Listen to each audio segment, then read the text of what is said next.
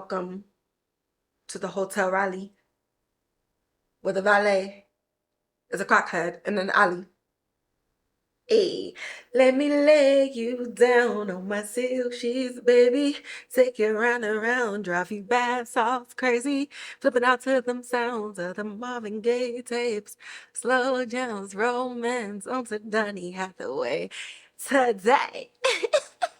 What is up, and welcome back to another episode of So There's That. I'm your hostess, doing the mostest, Kimonchi, and we are here with the final film celebrating Women's History Month and women in film. Okay, so let me give you the pronunciation of today's film. Okay, it's 2 a.m. It's 2 o'clock in the morning. And I just finished this movie after a 7-hour nap. I'm calling it a nap because the intentions were a nap. But I actually went to sleep. But the name of today's movie is called Kadhalikka Neramillai, which means, oh my God, I forgot what it meant. And let me go back to Google Translate. So Kadhalikka means to love, and I think it's like not for love or something like that. Let me go back and type it into Google Translate. No time for love. So Kadhalikka Neramillai, which means no time for love. And it was both written and directed by Kiruthiga Udhayanidhi. And it stars Nithya Menen as Shriya and Ravi Mohan as Siddharth. Also stars Singh Rohaan as Parthiv, who is Shriya's son. Okay, I was so stressed about the pronunciation. I'm so sorry. The language that it was done in is Tamil in India. And I watched it with English subtitles and just watched it in its full, like, native language. There were some times, I won't say half, but maybe like 30% where there are certain things where they spoke in English. And then there were definitely some words that weren't translatable. And so they just said it in English. But throughout the entire movie, I watched it in the original language on Netflix. And you can change it to English with Tamil subtitles. You can change it to English audio, whatever you want. But to me, I just feel like international films deserved to be highlighted and uplifted and not measured by American success or like Western success. And so with that, like, I am just not the one that's like, why isn't this in English? Or if I gotta read subtitles, then I don't want to watch it. Like, that's not me. If you thought that was me, I'm sorry, it's not. And if that offends you, goodbye and good day. But I love international movies. I love international TV shows. I think that the native language should be respected. And yeah, American success and the numbers in the US to me is not a measurement of success of a film that was created and produced in another country. So that's my spiel on that. But this film was done in 2025, this year, and it is 2 hours and 20 minutes. Now, y'all already know how I be feeling about movies. Like anything above an hour and 40 minutes, I'll be like, oh my God, why? But if it makes sense, then it makes sense. And this was a movie that was 2 hours and 20 minutes of one of the most realistic, romantic, and arguably probably one of my favorites to just come out of this year at least. Um, it was just very, very beautiful. As far as the movie goes, again, it was very realistic from at least the ending, right? So at least the ending. There are some quirky things that we're gonna get into, but when you think about romantic movies and you think about like happily ever afters and endings and certain things that you can predict, this is not a movie that you can predict the ending to. And they do a really good job at flirting with the traditional outcomes. And then they give you something that makes the ending feel more like a beginning and makes you want to invest in the future of these characters. So, what is this movie about? Okay, so this movie is about a young woman who desires a perfect life of love and children, but she ends up falling for a man who has no interest in marriage or a family at all. And this makes her life difficult. So again, international movies, TV shows, and everything I love because to me, I love learning and I love cultures. I've been to 18 different countries in my life. There are a couple of languages that I speak, a few actually, but I don't get to practice them a lot. And then there are quite a few languages that I understand that I don't speak, but like I can read them and deduce what's going on. It's just kind of always been a talent or a gift of mine. I don't know.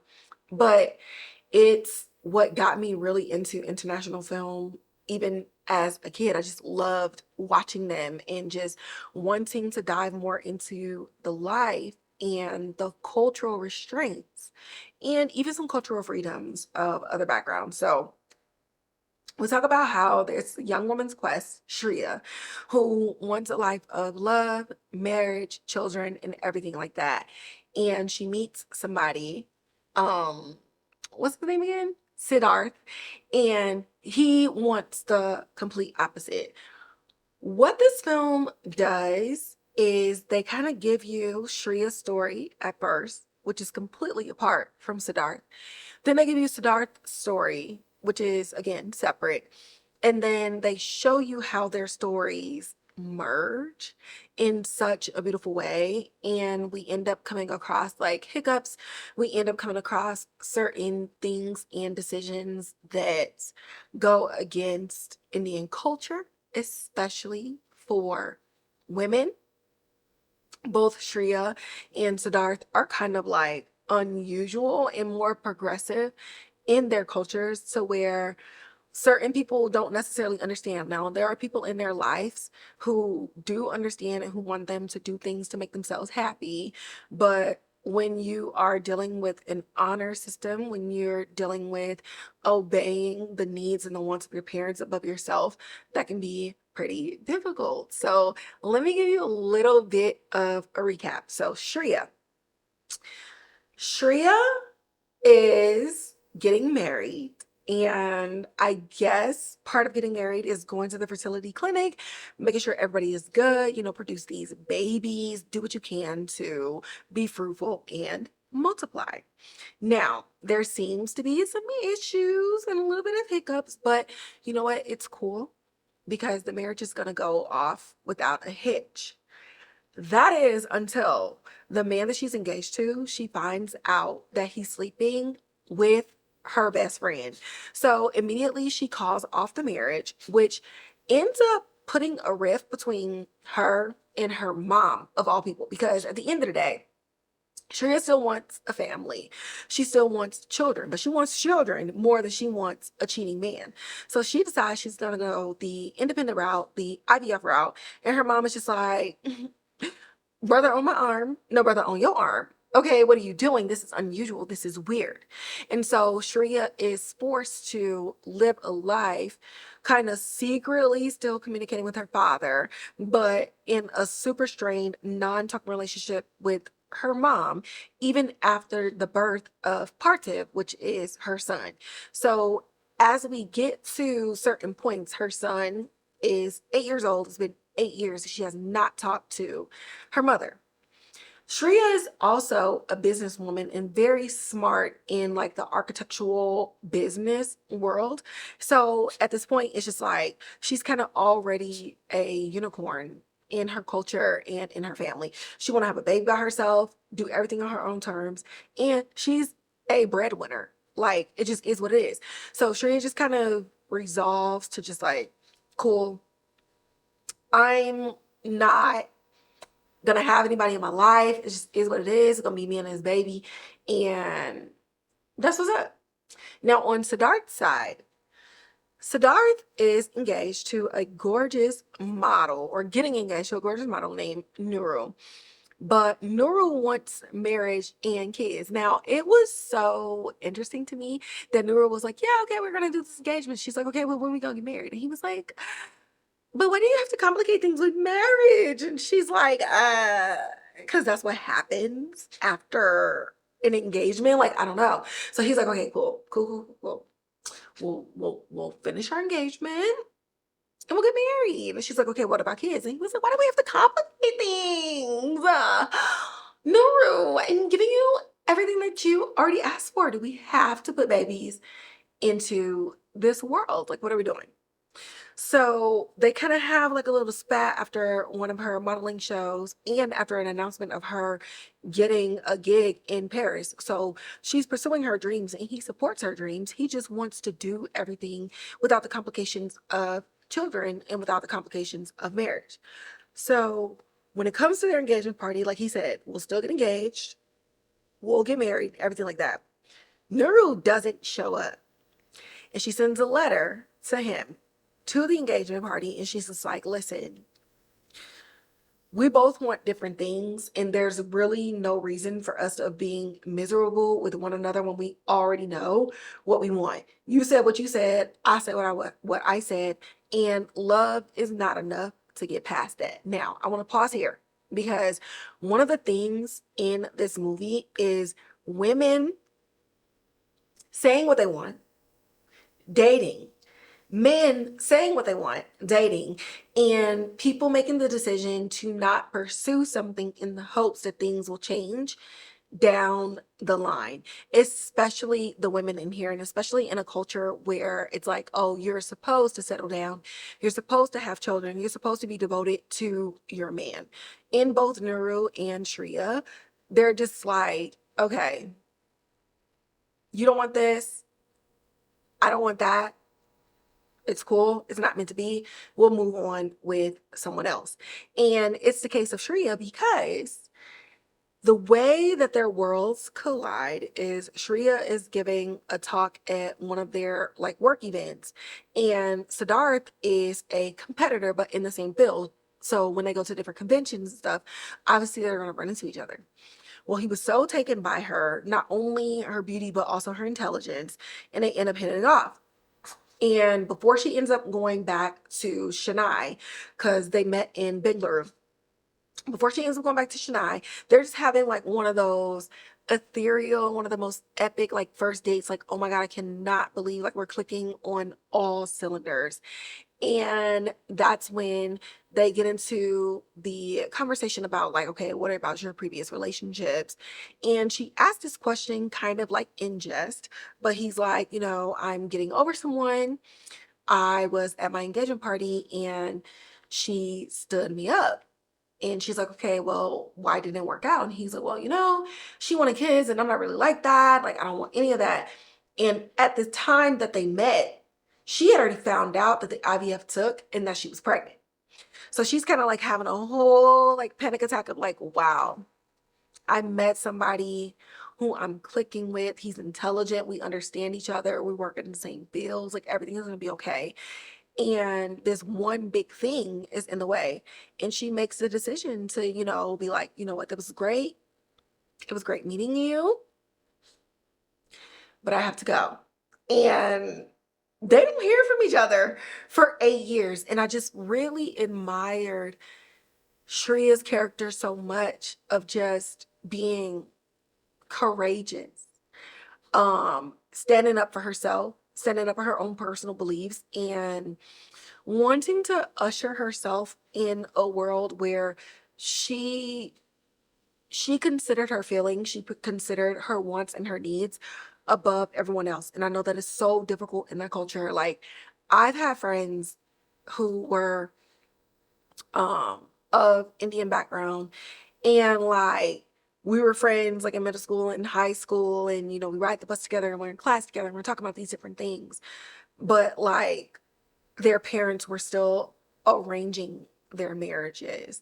I had a friend who was Chinese. She ended up leaving school at 16 because she had an arranged marriage since birth.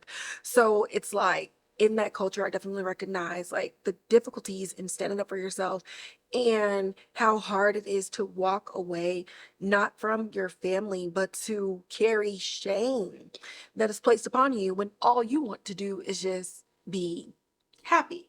Okay. So Shriya chose happiness for herself regardless of her mom being upset about it, regardless of this man checking all of the boxes, but not the one that was most important to her.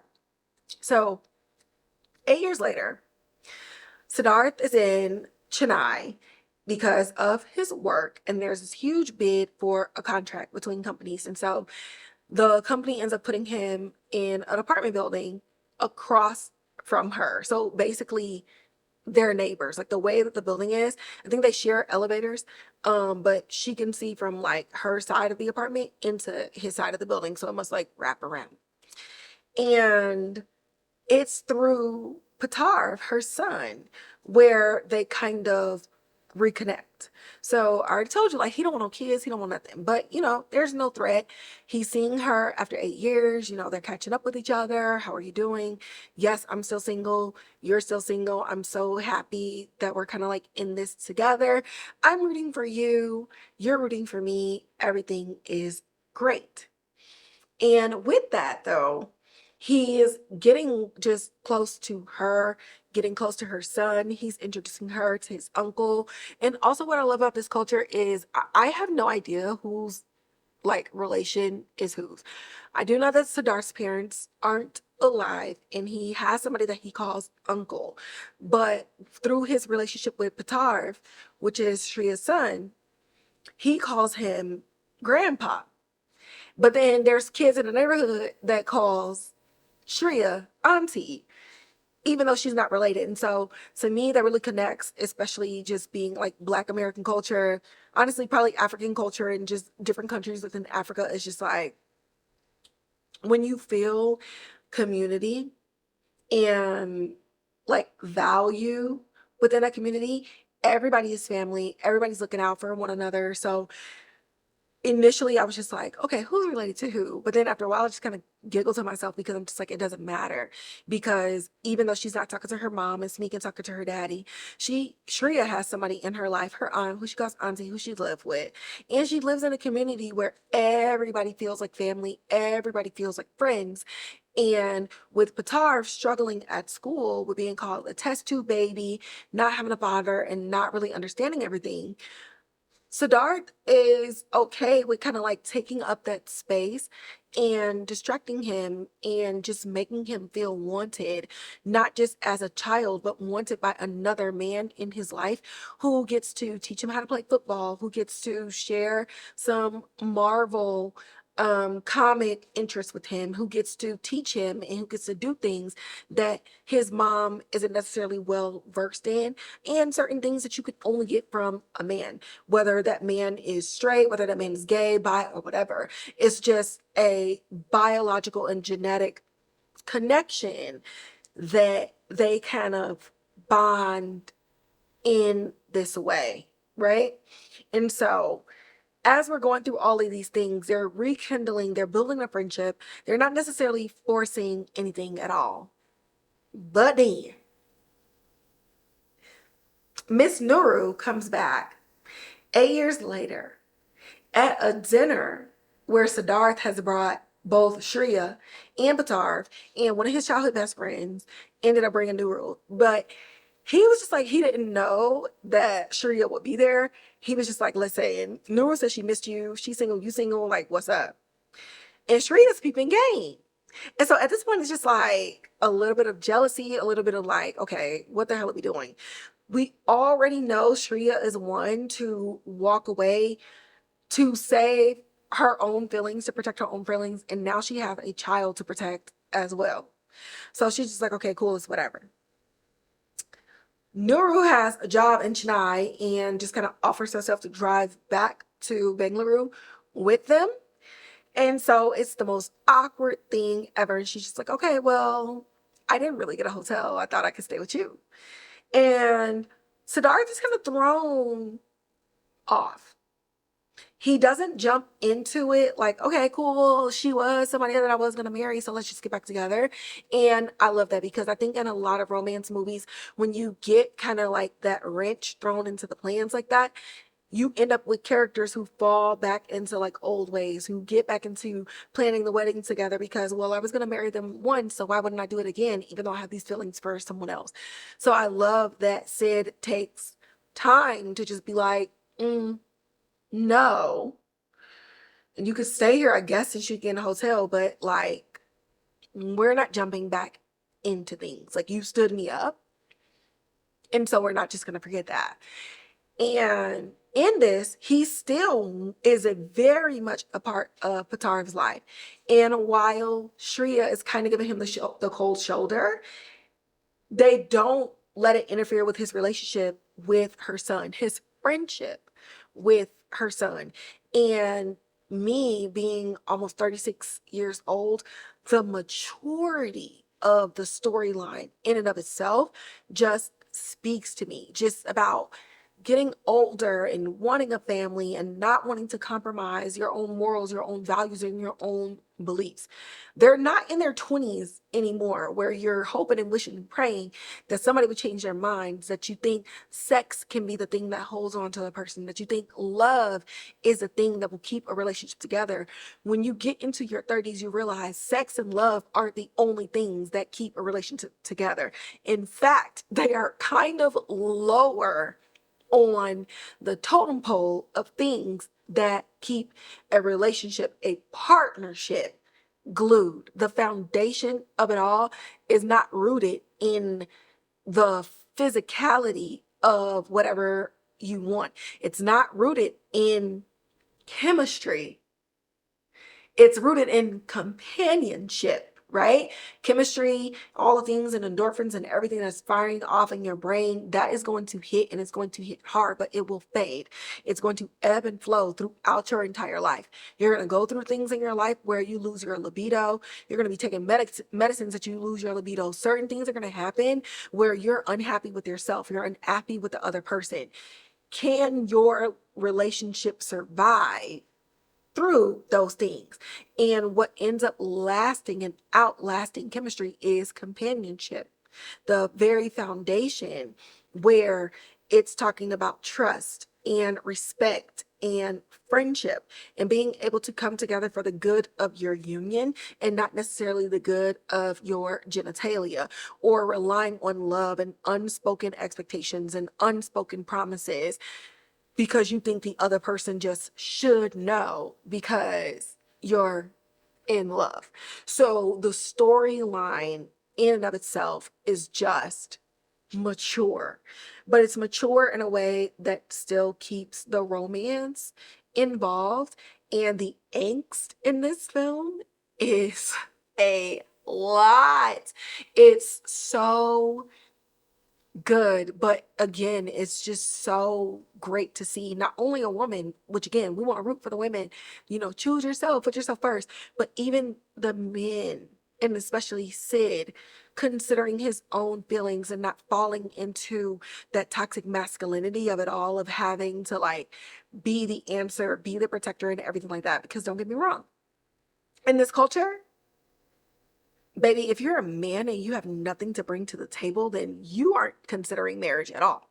So you already have that factor of it is like, okay, I have to be successful because what woman is going to be, I'm going to be less than a man anyway. So you already got to be successful. But then coming up and meeting Shriya, and then 8 years later, admiring her strength to do things on her own, admiring her strength to go against the grain and go against the culture, and not taking that as a threat to you, but allowing it to inspire you to take the same risk in your own life. Like, oh my God, it's so beautiful. I cannot. I'm so emotional, but I'm not gonna cry. I'm not gonna cry.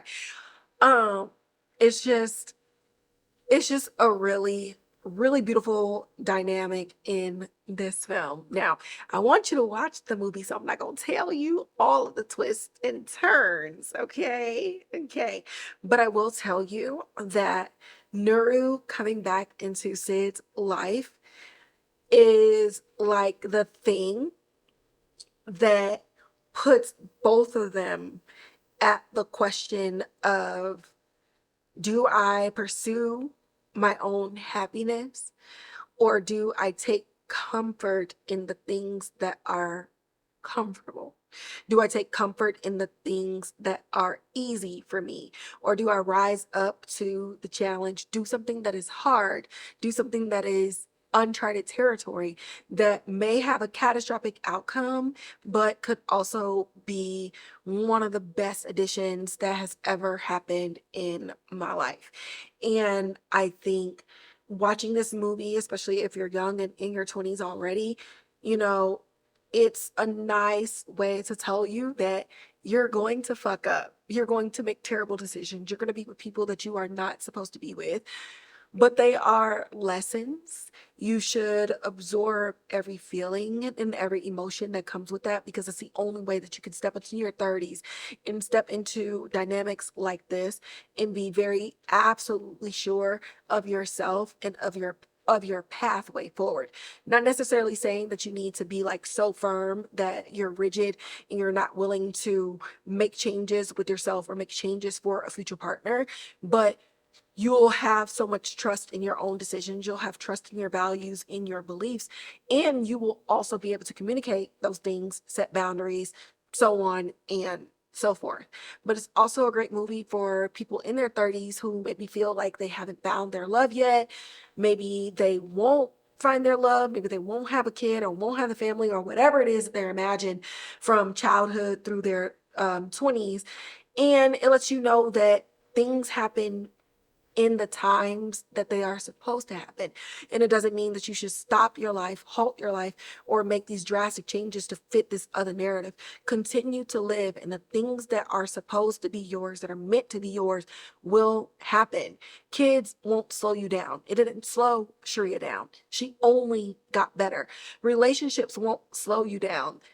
Her man cheating on her did not make her plummet or anything. Like, she was able to get through and continues to pursue her own goals. And even when she met Sid the first time and met up with him 8 years later, she not once thought about sacrificing her life and her career or being a mom for a man. And so you really get to see a woman that is bound by cultures that I, born in the Western world in the United States, don't understand all the way. You get to see a woman who says, I want to have it all, and I'm going to have it all, and I will not rely on someone else giving me that. And if I do meet someone, he will not take from that, he will add to that. And if he does not, then he is not for me. And that is the overall message in this film. And it's why I wanted to round out this film. Again, I didn't, all of these movies, with the exception of Foxy Brown, which I watched as a kid, so it was like new to me watching like as an adult. All of these movies, I sat, I watched, I got on camera, and I said, boom, these are my thoughts. I look at the log line after I've watched the movie just to kind of see like if what I saw kind of tracks with the synopsis. And I'm so happy that I chose this movie to be last, because I think it speaks to me the most currently as, again, a 35-year-old, almost 36, pursuing things, going after what I want, and doing it, and just really being like, okay, I'm going to do this. Either the person that's meant to be with me is going to support me, or I'm not meant to be with that person. And so definitely being lucky enough to have this type of personality, this type of tenacity, this type of audacity to pursue certain things and have a partner with me along the way for the past years. Be there. It's like very soothing to me to watch this character in Shriya do the same thing and do something that other people may scoff at, to where she only has a few supporters, but sometimes you only need one. You know what I'm saying? So it's lovely. It's beautiful. and not just for women. I think it's very beautiful on the men's side too, and to really dive into Sid's story. And I love how they carved out parts of the movie to focus on his journey as well and what could possibly lead him to Shriya in the first place. So it's a beautiful film. Um, it's not about man versus woman. It's not about putting one down to elevate the other. It's truly about equals. It's about partnership. It's about self-love. It's about boundaries, and it's about being open to change and open to growth and fighting through your own fears to allow new things to help you bloom. So there's that.